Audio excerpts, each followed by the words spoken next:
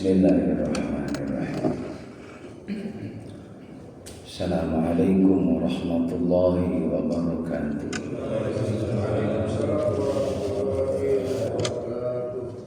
Alhamdulillahi rabbil alamin. Wassalatu wassalamu ala sayyidina Muhammadin sayyidil anbiya'i wal mursalin wa khatamun nabiyyin. Asyhadu an la ilaha illallah al-malikul haqqul mubin. Muhammadur Rasulullah Sadiqul Wa'dil Amin. Allahumma salli wa sallim ala Sayyidina Muhammad wa ala alihi wa sahbihi ajma'in. Qala Allah Ta'ala fi kitabihil karim. Bismillahirrahmanirrahim. Ya ayyuhalladzina amanu anfiqu min thayyibati ma kasabtum wa mimma akhrajna lakum minal ardh wala tayammamul khabitha minhu tunfiqun. Wa qala Nabi sallallahu alaihi wasallam sadaqatu daf'ul bala wa tazhidu rizqi. Sadaqallahu sadaqa Rasulullah sallallahu alaihi wasallam. Allahumma aril haqqa haqqan warzuqna ittiba'ah wa aril batila batila warzuqna ijtinabah. Para hadirin jamaah salat subuh yang dimuliakan Allah, pengurus DKM Masjid Khair Ummah yang insyaallah senantiasa dirahmati oleh Allah Subhanahu wa taala, juga para asatidz, para orang tua yang hadir yang senantiasa dirahmati Allah. Tentunya selalu kita memanjatkan puji syukur kepada Allah, karena dengan karunia-Nya lah kita bisa beraktivitas, bisa menikmati bermacam-macam karunia yang kita tidak mampu mengkalkulasi nikmat tersebut. Hanya kita sebagai hamba yang dhaif, yang lemah, yang jahil, yang fakir, kita butuh kepada Allah Subhanahu wa taala. Butuh kita diberikan kekayaan iman, kekayaan amal soleh, ya, juga senantiasa banyak memperoleh pengetahuan agama dan bisa mengamalkan ilmu agama dengan baik, sehingga kita senantiasa layak memperoleh derajat dari Allah Subhanahu wa taala, baik derajat di dunia, terlebih-lebih kita peroleh derajat di akhirat. Amin ya rabbal alamin. Salawat dan salam semoga terlimpah curahkan keharibaan Nabi kita Muhammad sallallahu alaihi wasallam, yang kita harapkan syafaatul uzma dari beliau miyaumi hadza ila yaumil akhirah, dari saat ini sampai nanti kita menghadap Allah, sampai nanti kita berada di alam barzah, di padang mahsyar, di sirat, sampai Allah tetapkan kita semua sebagai umat Nabi Muhammad yang layak memperoleh rahmatnya Allah, syafaatnya Rasulullah sallallahu alaihi wasallam. Karena memang jemaah rahimakumullah, kita ini kembali mau enggak gitu, ada upaya, ada mujahadah, ada kesungguhan menjadi orang yang baik, min ahlil khair, ya, jangan min ahli syarr, jangan menjadi ahli keburukan. Karena kalau kita sudah membiasakan melakukan amal kebaikan, nanti Allah catat di akhirat nanti layak menjadi orang yang baik di mata Allah. Tapi kalau kita gemar berbuat maksiat, berbuat dosa, Allah catat pula, sehingga nanti di akhirat kita tidak layak mendapatkan, ya, tempat yang istimewa di mata Allah. Karena memang Allah katakan hal jazaul ihsan ilal ihsan. Kalau baik ya dibalas dengan kebaikan. In khairan fa khairan wa in syarran fa syarran. Kalau baik dibalas baik, buruk dibalas buruk. Itu konsekuensinya. Maka terus sibukkan dengan amal-amal yang baik hingga kita terus dipelihara imannya, dipelihara Islamnya, dipelihara ihsannya, sampai kita disempurnakan agamanya di mata Allah Subhanahu wa taala. Wafat dalam keadaan illa wa antum muslimun, kecuali dalam keadaan berserah diri kepada Allah Subhanahu wa taala. Hadirin jamaah yang dimuliakan oleh Allah Subhanahu wa taala, dalam Al-Qur'anul Karim Bagaimana Allah Subhanahu wa taala menegaskan pentingnya kita untuk berderma dari apa yang kita punya untuk ditasalurkan di jalan Allah Subhanahu wa taala. Jadi banyak-banyaklah kita berbagi nikmat kepada orang lain. Ya, banyak bersedekah, infak. Karena orang yang banyak berderma itu adalah bukti dia punya iman kepada Allah Subhanahu wa taala. Makanya sedekah artinya benar-benar ya membenarkan, membetulkan bahwa apa yang diperbuat di muka bumi ini akan ada ya balasan dari Allah dunia akhirat. Fa amma man a'ta wattaqa wa sadaqa bil husna fasanuyassiruhu lil yusra. Barang siapa yang memberi dasarnya adalah takwa, fasanuyassiruhu lil yusra, maka Allah akan memberikan kemudahan jalan hidupnya. Wa amma man bakhila wastaghna wa qadha bil husna fasanuyassiruhu lil usra. Kalau kita ini jadi orang yang bakhil, pelit, medit, koret, ya, nggak mau berbagi dengan orang lain, maka diberikan kesulitan jalan hidupnya. Kan Allah yang ngasih semua itu. Allah yang ngasih mudah, Allah yang ngasih sulit bagi hambanya. Maka jangan pernah kita berharap memperoleh kemudahan kalau diri kita ini juga tidak mau memiliki sifat yang namanya memberikan kemudahan kepada orang lain. Makanya kita terus belajar banyak berderma. Dikatakan oleh Allah Subhanahu wa taala dalam surah Al-Imran ayat 92, Bismillahirrahmanirrahim, lan tanalul birra hatta tunfiqu mimma tuhibbun. Tiada kamu mencapai tingkatan bakti atau al-bir, memperoleh ya tingkatan kebaikan yang tinggi, hatta tunfiqu, sehingga kamu mendermakan, mimma tuhibbun, dari apa yang kamu sukai. Jadi kalau kita mau sedekah, apa-apa yang masih kita demenin, Pak, jangan sisa. Ya, jadi kalau kita punya duit sedekah, jangan yang paling bawah, nominalnya paling rendah. Kita punya duit 100.000, 50, 20, 10, 2.000, yang diambil 2.000. Ya. Padahal tuh jamaah rahimakumullah, paling tidak yang tengah-tengah ada, yang sedang 20 lah. Jangan yang 2.000. Mohon maaf jamaah rahimakumullah, tipis aja 2.000, Pak. Ya, masa kita sedekah sama dengan ya sedekah bersihin, ya kan? Toharoh kita, istinja kita. Yang terbaik yang masih kita sukai itu Nabi dan para sahabat seperti itu jamaah rahimakumullah. Nabi itu nggak pernah yang namanya hari terlewat kecuali beliau selalu bersedekah, berderma. Walaupun kondisi Nabi Muhammad saat ya itu seringkali mengalami kekurangan. Nabi ini banyak kurangnya, Pak, daripada lebihnya. Nah, kita ini masih punya banyak lebih, tapi masih juga merasa kurang. Emang manusia kan begitu tabiatnya, kurang aja. Ntar aja sedekahnya kalau duitnya udah mencapai sekian ratus, sekian puluh, iya kan? Masih kurang. Kalau Nabi enggak, Nabi apa yang ada yunfikun, diinfakin. Ya rahimakumullah, Muhammad suatu ketika kedatangan orang, Pak. Orang ini pasti sugesti, punya ya anggapan kalau datang ke Nabi enggak mungkin ditolak, pasti dikasih. Waalaikumsalam. Fakir, Pak, orang fakir, orang miskin. Ya, orang fakir dan miskin itu ada hak, wa fi amwalihim haqqul lisailina wal mahrum. Bagi orang kaya itu ada kewajiban kita untuk memberi kepada fakir miskin karena ada hak bagi mereka. Ya rahimakumullah. Assalamualaikum, waalaikumsalam. Dibuka sama Rasulullah. Ada apa? Ya Rasul, bantu saya. Saya udah beberapa hari enggak makan. Keluarga saya juga sama.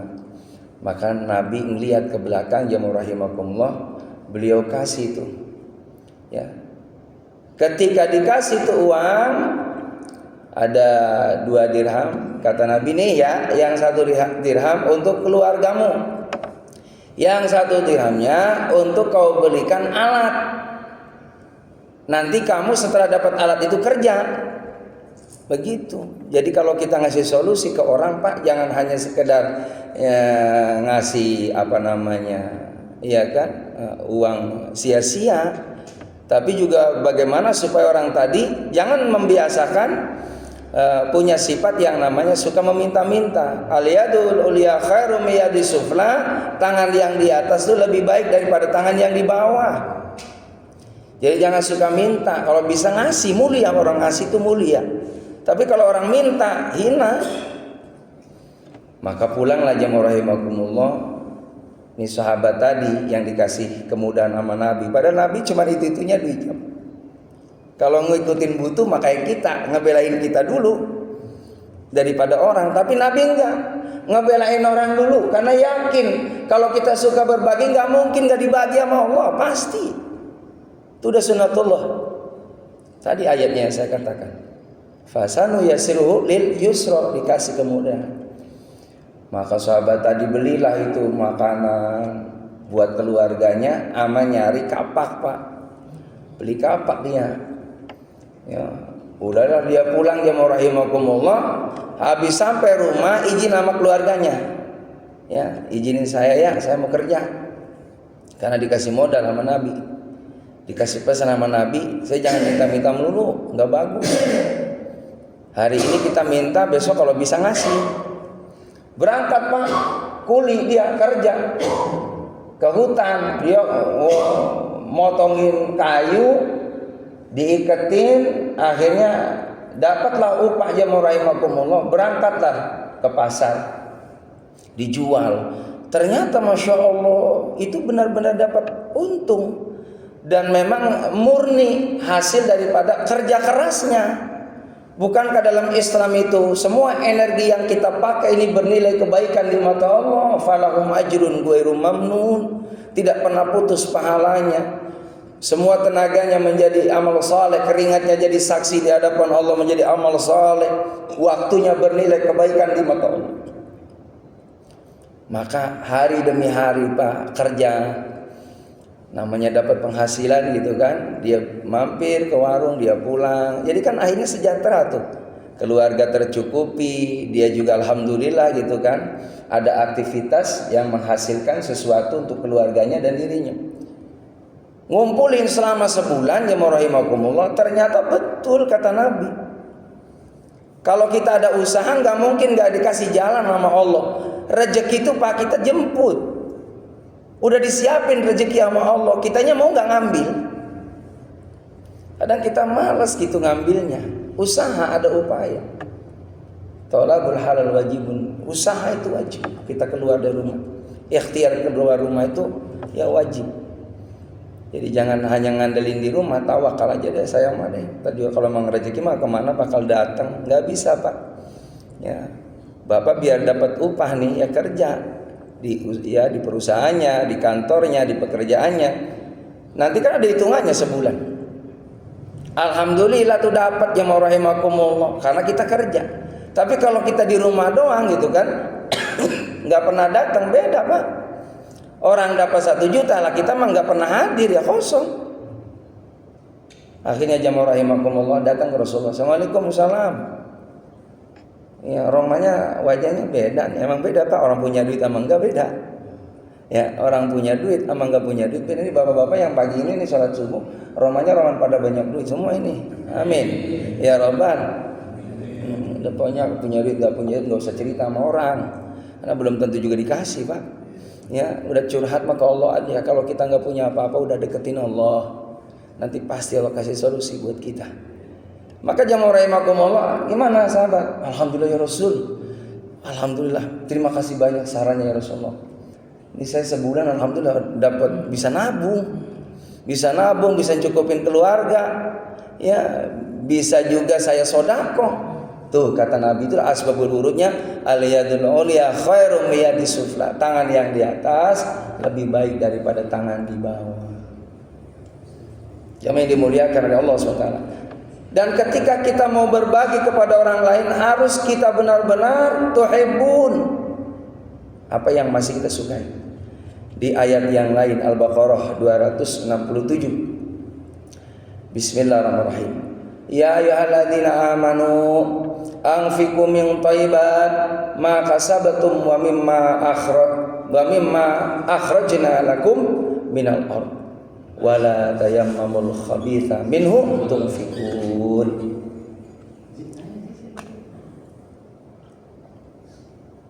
Ahlan wa sahlan pada kain. Hai sekalian orang yang beriman. Ini Allah manggil kita nih, wahai orang yang beriman. Harful nida, seruan Allah, bukti cintanya Allah sama orang yang beriman, Pak.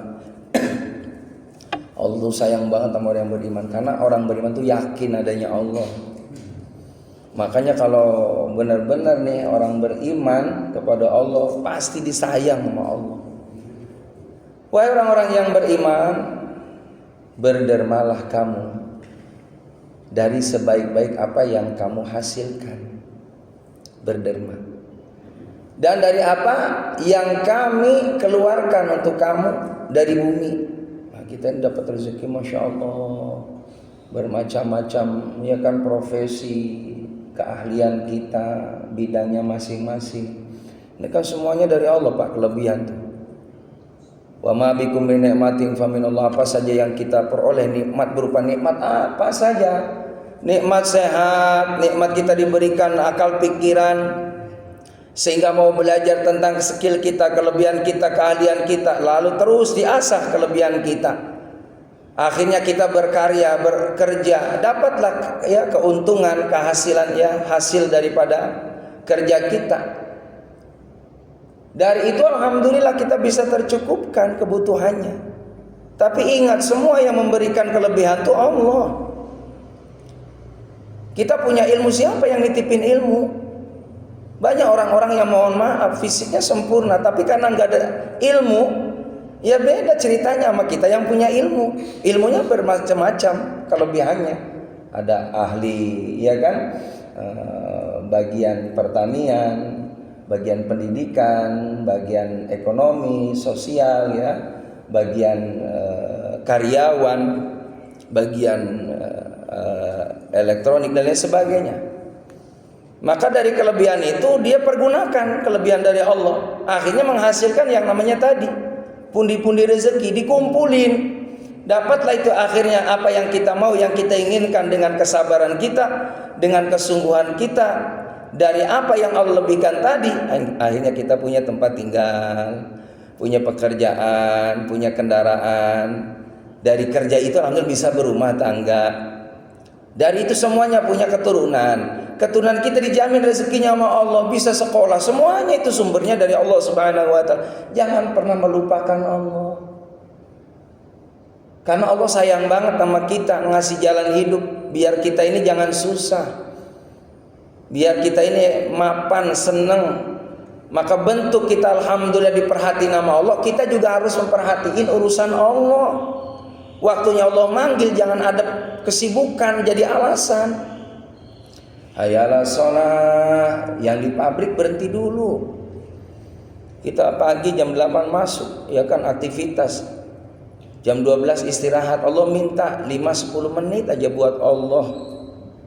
Ambil air wudhu, lalu kita takbir, lalu kita terus sampai salam. Bentuk syukur kita kepada Allah Subhanahu wa taala. Lalu kita berdoa kepada Allah. Lalu kita istirahat 1 jam, masuk lagi jam rahimakumullah, jam 1 sampai jam 3 atau sampai jam 4. Siapa yang ngejaga kesehatan kalau bukan Allah? Allah bisa, Allah mampu kok. Saat kita bekerja, mohon maaf, diambil kekuatannya sama Allah.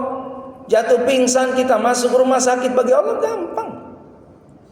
Orang yang pintar dengan kepintarannya, Allah mudah hilangkan ilmunya.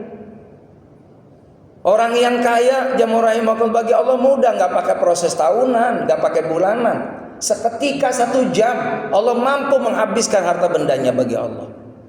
Kita lihat di TV-TV itu hadirin, bencana musibah. Apa ada yang tahu datangnya musibah itu? Gak ada yang bisa memprediksi. Belum tentu hari ini kita punya harta, besok itu harta ada pada diri kita. Belum tentu. Belum tentu. Kita saat ini sehat, apakah ada jaminan besok kita dikasih sehat sama Allah? Saat ini kita hidup, apa ada jaminan? Mohon maaf, besok masih hidup. Jangankan besok, 1 jam ke depan kita jam 6. Apa kita bisa menjamin kita masih hidup 1 jam ke depan? Gak ada yang tahu. Makanya yang dimuliakan oleh Allah Subhanahu wa ta'ala, Allah katakan tadi, beramalah kamu dari sebaik-baik apa yang kamu hasilkan, dari apa yang kami keluarkan untuk kamu dari bumi. Wala tayammamul khabitha minhu tunfikun, dan jangan memilih yang busuk untuk kamu dermakan. Jadi jangan yang sisa, jangan yang tidak bagus. Yang bagus kalau ngasih orang, yang sempurna kalau mau ngasih kebahagiaan ke orang tua kita, ke mertua kita, ke guru kita, ke pasangan kita, ke anak-anak kita, yang sempurna, yang bagus. Ke teman-teman kita, ke sahabat-sahabat kita, apa yang masih kita sukai. Kita masih senang nih, masih suka. Tapi Allah mau seperti itu. Mimma tuhibbun, apa yang kita masih suka, kasih. Itulah jamaah rahimakumullah Nabi Muhammad. Begitupun para sahabat. Ada di zaman dahulu kota Madinah hadirin. Ini sahabat ini namanya sahabat Tolhah. Orang yang kaya Pak, sahabat Tolhah ini. Beliau punya kebun, ya, punya kebun di kota Madinah, yang mana ini hasil kormanya ini kalau musim panen berlimpah ruah Pak. Ya, menghasilkan banyak itu keuntungan karena subur. Tanahnya yang punya kebunnya Tolha ini subur, sehingga korma-kormanya bagus. Bahkan lebih menariknya lagi, Nabi Muhammad kenapa sering berkunjung ke tempat kebunnya Tolha itu, karena ada di situ sumur yang ketika Rasulullah minum itu luar biasa. Beliau sampaikan, ini sumurnya punya Tolha ini luar biasa nikmatnya, aku suka. Dan aku setiap lewat kemana kebun, maka ketika menghampiri kebunnya Tolha, saya berhenti di situ menikmati air yang memang ada di sana. Maka jamaah rahimakumullah, ketika turun wahyu lang tanalul birra hatta tunfiqu mimma tuhibbun, tiada kamu mencapai tingkatan bakti albir, kebaikan, sehingga kamu menderma dari yang kamu sukai. Maka ketika dengar Tolhah ayat ini disampaikan oleh baginda Nabi kita Muhammad SAW, beliau terketuk hatinya. Beliau berbisik kepada Nabi Muhammad SAW, ya Rasul, aku ingin sodakokan kebunku untuk keperluan agamamu. Coba Pak, Tolha masih senang dengan kebun tadi, karena bayangin setiap panen dapat keuntungan yang begitu banyak, berlimpah ruah. Maka kata Rasulullah, betul ya Tolha, betul ya Rasul. Aku dengar tadi ayat yang luar biasa, Allah mengingatkan kepadaku pentingnya ketika berderma apa yang aku masih suka. Aku suka dengan kebunku ya Rasul, tapi jauh lebih aku suka lagi ketika Allah ridho kepadaku, rahmatnya Allah dilimpahkan kepadaku, mendapatkan jaminan diriku di hadapan Allah jannah yang lebih istimewa dari semua ini ya Rasulullah. Maka jamaah rahimakumullah, maka sebelum Rasulullah terima, ternyata Nabi juga bijak Pak. Nabi ngobrol dulu, mohon maaf, ini kebun mau disodako ini buat keperluan umat Islam. Coba kamu lihat, adakah keluargamu yang memang kategorinya fakir miskin? Fakir miskin, yang memang dia belum tercukupi kebutuhan hidupnya. Diam sejenak Tolhah jamaah rahimakumullah. Maka ketika dibayangi ternyata ada keluarganya yang memang kategorinya fakir miskin. Maka ada ya Rasulullah, apa yang dikatakan oleh baginda Nabi kita Muhammad SAW. Kata Nabi, berikan kepada keluarga yang dekatmu, karena itu hak mereka darimu. Jadi jangan dulu kita bersedekah ke orang lain sementara keluarga kita ada yang memang membutuhkan. Jadi sedekah yang paling bagus itu jamaah rahimakumullah adalah orang yang dekat dengan kita. Makanya dalam Al-Quran itu wa'budullaha wa la tusyriku bihi syai'a wa bil walidaini ihsana wa bidzil qurba. Orang yang dekat dulu. Setelah orang tua kita bahagiakan, kita lihat ada enggak kakak kita, adik kita, keponakan-keponakan kita yang belum kategorinya dia cukup. Ada ya Rasulullah. Maka kata Rasulullah, wahai Tolha, kamu ambil sebagian, kamu berikan kepada mereka yang menjadi karib kerabatmu, keluargamu. Selebihnya silakan kau sedekahkan di jalan Allah Subhanahu wa taala.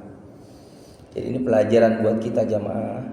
Kalau kita mau berbagi kepada orang lain, prioritaskan orang yang dekat dengan kita. Ya, kalau mungkin kita kategorinya orang yang mampu, orang yang berkecukupan, jamaah rahimakumullah, maka tentunya ya kita lihat adakah keponakan kita yang layak kita bantu. Garis dekat dulu dengan kita. Jangan sampai keponakan kita malah putus sekolah, padahal kita mampu. Kita sering mengunjungi panti-panti, mengunjungi ya para duafa, orang-orang fakir miskin, tapi di sisi lain keponakan kita ada yang putus sekolah. Ini kategorinya tidak sesuai dengan tuntunan baginda Nabi kita Muhammad sallallahu alaihi wasallam. Jadi kita perhatikan, kita lihat, yang tahu kan kita. Ya kita hilangkan jamaah rahimakumullah. Mungkin ya namanya manusia dalam ya urusan keluarga itu kan ada yang tidak sepaham, ya kan, ada miskomunikasi sehingga putus silaturahim. Jangan pernah kita berani memutuskan tali silaturahim dengan mereka. Kata Nabi, kalau kita sayang kepada orang tua kita, jangan pernah memutuskan tali silaturahim dengan orang tua, ya orang keluarga yang orang tua kita sayang kepada mereka. Orang tua kita tentunya pasti sayang kepada anak-anaknya. Lalu kita berani ketika orang tua kita nggak ada, kita putus dengan paman kita. Kita putus dengan kakak adik kita. Yang orang tua kita, yang orang yang pasti sayangnya ke anak-anaknya. Lalu apakah tega? Ya kan? Berani kita memutuskan tali silaturahim dengan kakak adik kita gara-gara mohon maaf masalah dunia, masalah warisan. Ini kan bahaya jamaah rahimakumullah. Karena tidak sedikit cerita seperti itu. Gara-gara materi, gara-gara warisan, orang berani mutusin tali silaturahim. Kadang udah putus, nggak diaku lagi sebagai saudaranya. Pada jamaah rahimakumullah, dalam satu keterangan itu, hati-hati dengan harta waris. Memang itu menggiurkan. Kalau kita berkecukupan, usahakan kita lihat kakak adik kita, saudara-saudara kita yang memang hidupnya di bawah garis ya standar kecukupan dari kita. Kategori fakir miskin, berikan itu. Walaupun memang hak bagian itu ada pada diri kita gitu kan, masing-masing adil lah. 2 bagian, laki-laki, perempuan 1. Tapi kalau mungkin ada adik kita yang fakir miskin, kita ngalah. Itu dikategorikan sedekah buat adik kita. Itu nyari aman. Jangan kita rakus ya mau rahimakum, jangan kita ambisi. Kadang begitu, menggiurkan yang namanya dunia. Akhirnya diambillah harta bendanya jamaah rahimakumullah. Sehingga kadang-kala adanya tadi yang dalam kondisi dia punya utang, ya kan? Lalu hidupnya menderita, kita senang-senang. Tapi kesenangan itu kesenangan sesaat. Apalagi tidak adil jamaah rahimakumullah, mentang-mentang anak pertama gitu kan, diambil semua harta orang tuanya, lalu tidak dibagikan hak saudara-saudaranya, itu kan zalim. Ada keterangan itu jamaah rahimakumullah, barang siapa yang mengambil harta waris dengan batil, maka tidak berkah hidupnya. Kita lihat, tidak akan lama itu materi yang dia miliki, karena tidak ada berkahnya dari apa yang dia punya. Maka jamaah yang dimuliakan oleh Allah Subhanahu wa taala, itulah pentingnya kita senantiasa memahami bagaimana dalam kehidupan dunia ini jangan ada yang namanya sifat zalim. Karena itu kezaliman itu langsung hukumannya di dunia. Di dunia Pak, kezaliman itu. Jadi ada yang namanya hukuman yang langsung Allah berikan, tidak menunggu nanti di akhirat. Siapa mereka? Orang-orang yang kufur nikmat. Wala in kafartum inna azabi lasyadid. Kalau kita kufur nikmat, itu azab Allah sangat pedih, Pak. Kan ada cerita jamaah rahimakumullah. Si fulan dulu orang kaya raya. Rumahnya di mana-mana, mobilnya di mana-mana, Allahu Akbar. Cuman karena kufur nikmat kepada Allah Subhanahu wa taala, menyalahgunakan daripada nikmatnya Allah, ya, mengambil daripada jalan yang batil. Yang penting dia punya segalanya, akhirnya apa? Itu kan kufur nikmat namanya. Ini dulu udah diingetin oleh Allah Subhanahu wa taala, pelajaran buat kita sebagai umat Nabi Muhammad. Kita lihat kaum Ad, kaum Samud yang rahimakumullah, karena enggak syukur kepada Allah apa? Ya, diturunkan azab oleh Allah Subhanahu wa taala. Ini kita untungnya umat Nabi Muhammad. Kalau umat Nabi Muhammad itu Allah masih nunggu. Kali dia sadar, kali dia taubat, kali dia mau kembali kepada Allah Subhanahu wa taala. Makanya dalam hadis qudsi itu, ini ahamu. Aku ini kalau udah ngelihat hambaku di muka bumi ini, pengen Allah turunkan azab, Pak. Karena banyaknya kemaksiatan di mana-mana. Sekarang kemaksiatan sulit dibendung, hadirin. Enggak keluar lagi, kadang di rumah udah ada maksiat. Mohon maaf jamaah rahimakumullah. Ya, kita pantau itu, kita harus selektif. Kita lihat pasangan kita. Jangan sampai asik dengan waktunya. Dia melihat tayangan-tayangan yang tidak baik. Ya, tidak mencerminkan kita sebagai seorang mukmin mukminat yang baik di hadapan Allah.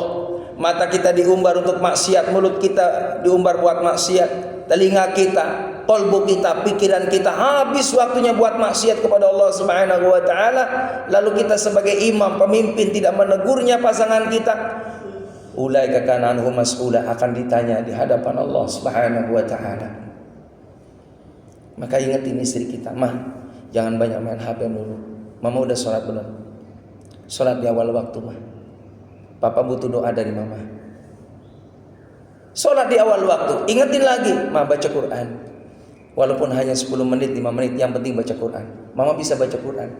Kadang kan begitu, Pak. Kita asik lihat HP sampai sejam 2 jam, Pak. Baca Quran, Masya Allah nggak sempat kita. Apa nggak malu nanti di hadapan Allah Subhanahu wa taala? Akan ditanya matanya kau gunakan buat apa semasa hidupnya, buat melihat Quran atau melihat tayangan-tayangan yang kau ikuti hawa nafsu? Itu akan ditanya di hadapan Allah Subhanahu wa taala. Maka jamaah rahimakumullah, kita untung umat Nabi Muhammad SAW.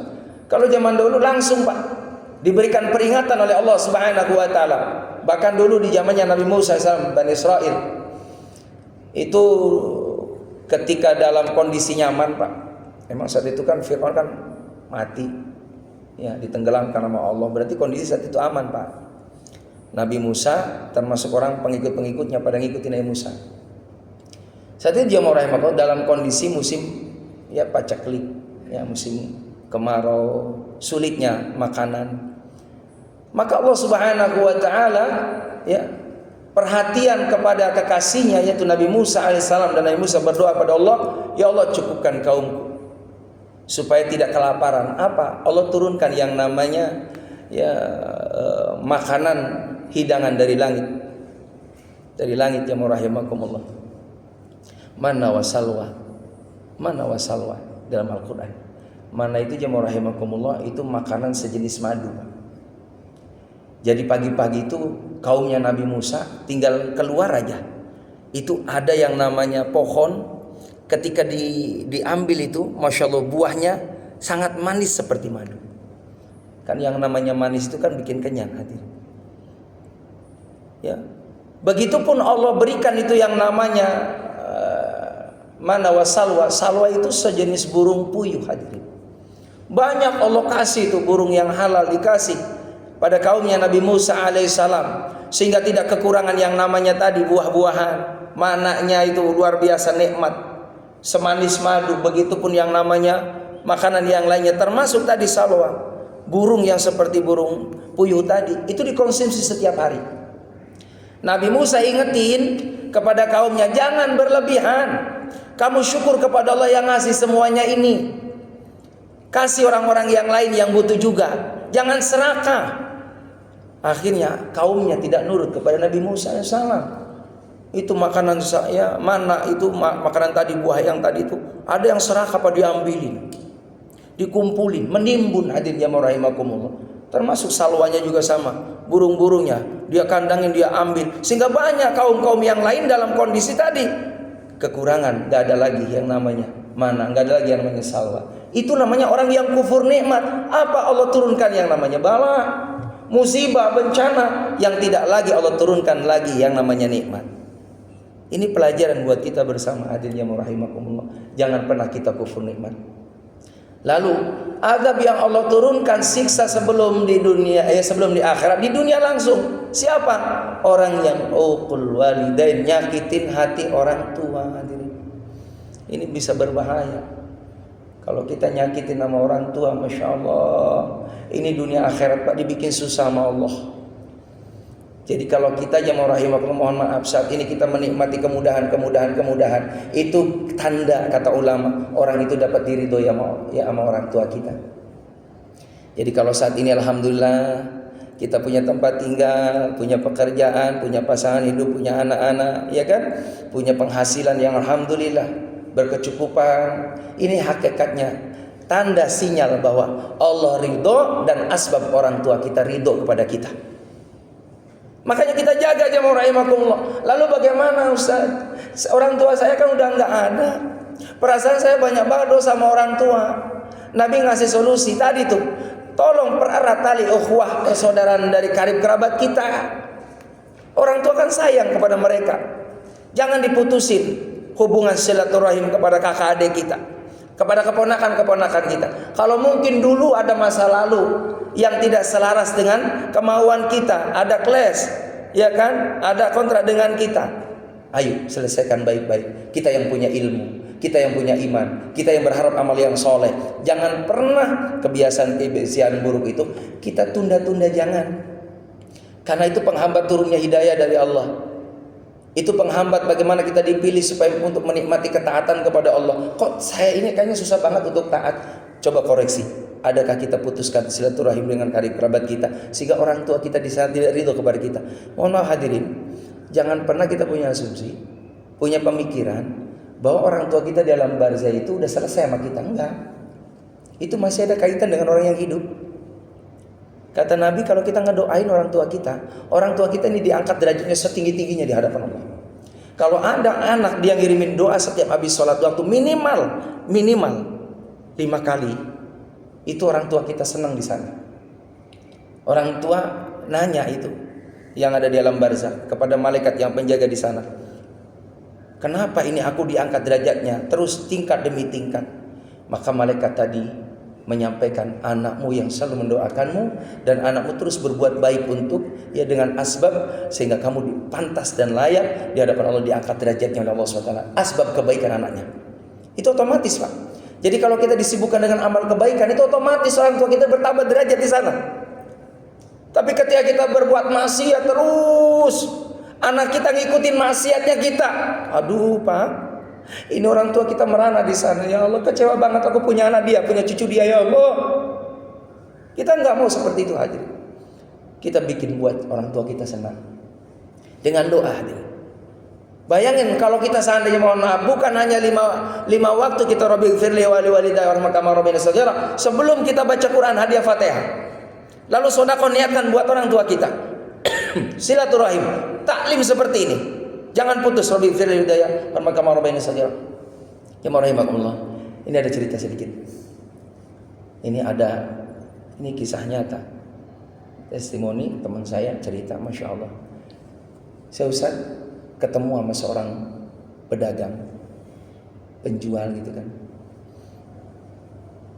Tapi biasanya kan orang jualan itu kan nadanya cepat gitu kan, ritmenya gitu kan. Tape itu mah enggak Pak? Tape lama.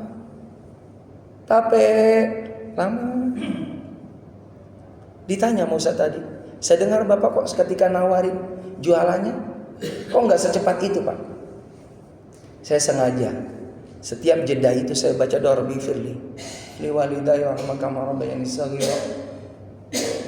Rabbighfirli liwalidayya warhamhuma kama rabbayani shaghira.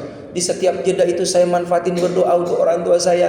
Karena saya ngerasa banyak salahnya, banyak dosanya sama orang tua, dan saya berharap saya belum berbuat baik dengan orang tua kita. Ya semasa hidupnya. Sekarang masih ada kesempatan berbuat baik mumpung kita masih hidup. Saya manfaatin doa itu untuk orang tua. Karena memang keterangannya seperti itu. Kata Nabi, kalau ada anak mendoakan orang tuanya, itu kalau seandainya orang tua kita disiksa, dihentikan oleh Allah dengan asbab Rabbighfirli, ampuni dosaku, wali walidaya, kedua orang tuaku. Doanya anak ke orang tua la hijab, tidak ditolak sama Allah, pasti dikabul sama Allah. Kata Allah, hentikan malaikatku, ini anak yang sedang mendoakan ampunan untuknya, dan aku ampuni orang tuanya itu. Bayangin, kalau tadi anak soleh tadi, setiap jedahnya Rabbighfirli walidayah, Allahu Akbar. Walaupun secara materi, secara penghasilan dia di dunia masih banyak kekurangan, tapi paling tidak dia layak di hadapan Allah, orang tuanya ridho kepadanya. Dan bisa jadi dengan asbab orang tua ridho, nanti anak keturunannya akan diridhoi sama Allah. Dari sini barangkali ada yang perlu ditanyakan, hadirin, persilakan.